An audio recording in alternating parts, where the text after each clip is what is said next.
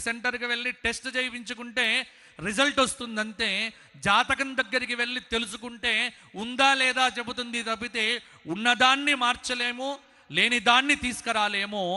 ఎందుకంటే అనుభవించడం వరకు మాత్రమే మన యొక్క జీవన విధానము. అది చెప్పడమే ఆధ్యాత్మిక జ్ఞానము. అది పొందటానికే నిజమైన దేవాలయ దర్శనము. అటువంటి జ్ఞానాన్ని పొందటానికే ఇక్కడికి వచ్చి ఈ క్షేత్ర దర్శనం చేసుకొని ఈ పుష్కరాల్లో పాల్గొని జ్ఞానాన్ని పొందటమే, నీటి జ్ఞానాన్ని పొందటమే పుష్కర విజ్ఞానము. దేవాలయానికి వెళ్ళి దర్శనం చేసుకోవడమే ఆగమశాస్త్ర విజ్ఞానము.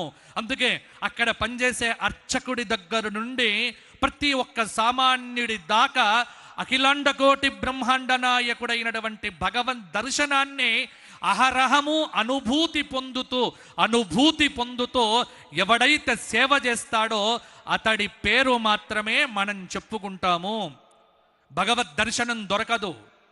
ఒక్కసారి ఎప్పుడైనా మీకు వీలైతే మహనీయుల చరిత్రలు చదవండి.